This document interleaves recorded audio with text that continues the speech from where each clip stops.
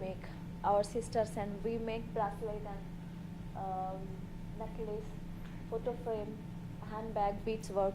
We have also do, and this is also our production unit. So I think we have already website one, Koshish. So you can see, you can go that website and you can order that items. You can buy online.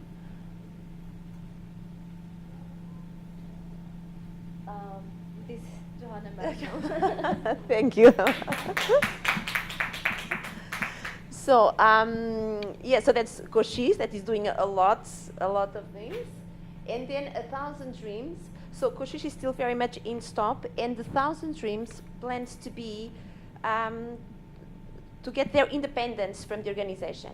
So the thing is that this 1,000 Dreams is supposed to be an organization, a profit-making organization owned by the girls, that they can produce and get the money from all the things that they are doing. So it was registered in March 2015, and the aim is to provide self-sustainability, to promote fair trade, and become, of course, in the end, the agents of social change.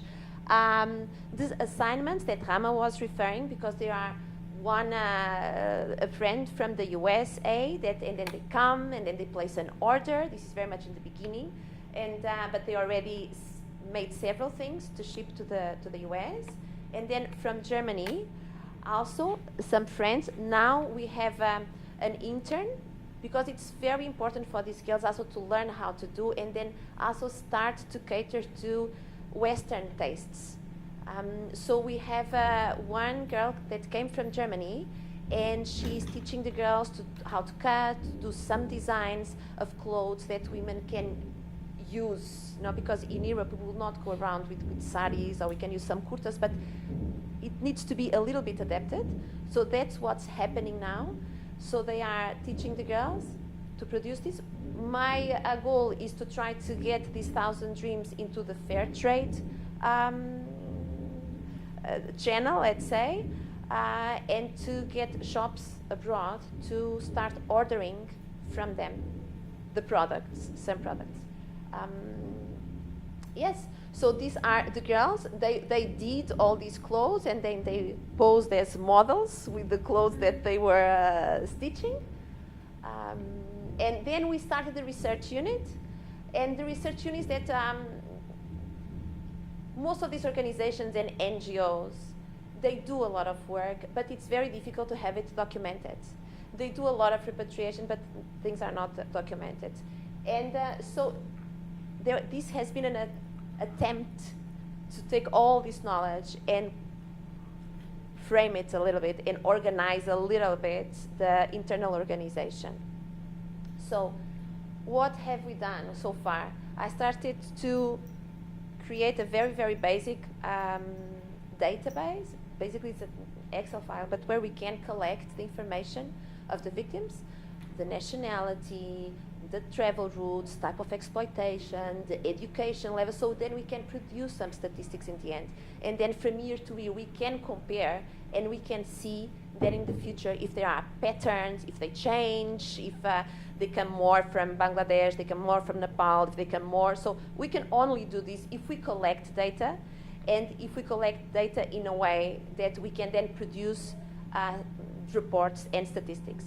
These reports, of course, will be very important also for the donors, for the supporters of the organization, so they can see what the organization is doing. Then this is just a photo of last year. There were several girls that were repatriated, as I mentioned already. Not only, most of the girls that end up with us, they not only come from the northern states of India, but also from Bangladesh and Nepal. And these are photos from the 1 Billion Rising event. And there was a small video that was made. They also were performing and dancing, and I think you can still see this video on YouTube. I think it's still available. It is. And then STOP was also participating and hosting the ECPAT, because STOP is member of some organizations at international level. And this was a very important meeting, not only on child sexual exploitation, but especially on child sexual exploitation in travel and tourism. So there is a new big report that has been studied and done by ECPAT, and STOP is the organization in India that is trying to provide information to ECPAT. And that's it. So if you have any questions, happy to reply to you. Thank you. Very good. Hi, I'm Rita Henley Jensen from Women's E-News. I have some larger questions and some really short ones. One, what does ECPAT stand for? ECPAT stands for, can you go to the next one?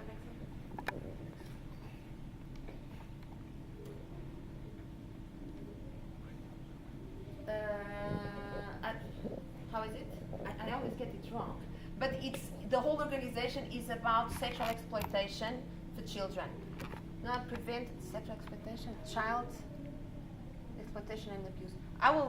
Give me 5 minutes, I will remember it and I'll write it down. I have the same problem. So it's a very long name, I can tell you that. It probably has commission in there.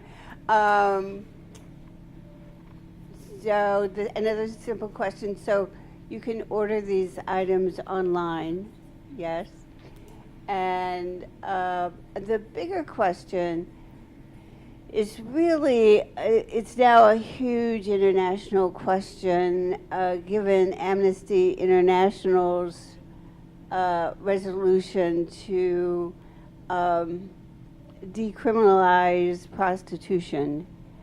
And in the U.S., the women's organizations are almost 100% against that. So has STOP taken a position on the decriminalization of prostitution? And also in the U.S., people are making a distinction between decriminalization, i.e. no longer prosecuting prostitutes as they do in the U.S. I don't know what happens to prostitutes in India if they are prosecuted, and criminalizing the behavior of the purchaser, but not the purchasee, really, the woman or the child. So those are the big questions. Those are very, very, very big questions. And in a sense, they are beyond the scope of this organization, no? Because it has more to do with policy than what we are actually doing on the land in practice. I can tell you, and this I cannot speak in the name of STOP, because also STOP very much respects the individual opinions of all its members. But criminalizing prostitution is not gonna help first to rescue the women. I can tell you from, I am Portuguese, and in Portugal, before coming to India, I was director of the Observatory on Trafficking in Human Beings. I was working for the Ministry of Home Affairs. And I can tell you that several cases of women were rescued because of men, clients, that were saying, there is this woman, this girl, that is doing this against their will. And it was this information provided by the clients that set the whole things and the rescue and liberation of these women. If you criminalize it, you are making also the women criminals. So this cannot be such either or. There's not an easy and simple question to it. It's a very complicated issue, very complicated. Women should be given protection. I can tell that in Portugal, it's not a crime, but it's a gray area because it's not legal either. It's just as long as a woman is doing it and she makes the money of her own actions, she is free to do it. The moment that there is somebody else receives the money of her action, then it is a crime. But as long as it's her individual choice, it's not a crime. In Austria, for instance, it is legal, and they have a health card, and they can make their contributions for Social Security, and they can have everything is very well regulated and documented. So they can do it as a profession if they so choose. In practice, if this is creating situations for potential victims of trafficking, honestly, I don't know. I don't know if making it even a crime would not make it even more difficult for the rescue of these women. I'm not talking about the moral question of it. I'm just talking about the practical and the reality part of it. So it's not a simple issue. I don't have a. So that is my opinion. But my understanding is that everyone in the work is conflicted because it is so complicated. Yes. Although there's a whole movement to eliminate the demand, i.e. criminalize the purchasing of sex. And otherwise, I guess culturally as well, to, the public campaigns. Listen, that's a position. I have met prostitutes in Portugal that say, why can I not make this kind of thing? I want to pay my taxes. I'm fine. I want to have a social security. I want to, why are you not letting me do this? And then I also meet a lot of other people that are just totally shocked and say, how is that possible? And because the thing is that, yes, we can go through the part of it's a question of personal choice, but I believe that is a question of personal choice, giving the situations of vulnerability and of opportunities. Because if you have opportunities, probably you will choose something else. So your personal choice is very much hindered by what is available to you. But again, that is my personal opinion. And I would just comment that we're talking about modern day slavery. This isn't a choice. This is that's what I'm saying. This Yeah, is a completely different subject. yeah. Most of these girls are not. They are working forcibly into prostitution. Right. They didn't decide to be prostitutes. It's not what they want. It's not what The they children. want. They thought that they would be working, in a house or in a restaurant or something, and they end up doing this against their will. And then there is another issue, is that I have met also in my previous job in Portugal, because there's the perception of, and especially in this case it was from police officers, of who is more victim, if a prostitute that ends up doing this or a person that was never a prostitute end up working as a prostitute. Example, in Portugal we have a lot of victims both from Brazil because of the language, and they get into Europe through this way, and Romania. Several of the Brazilian women, they were prostitutes in Brazil, and they came to Portugal to work as prostitutes. What they didn't know, it was that after a while, they didn't know that they would lose their visa because they would come with a tourist visa. They will be illegal, and that all the money that they were doing was not for them, it was for the pimp.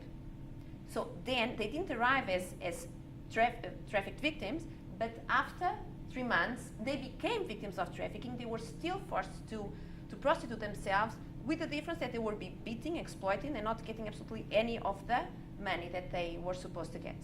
And then we have the Romanian girls that would come, that would think that they will be working for a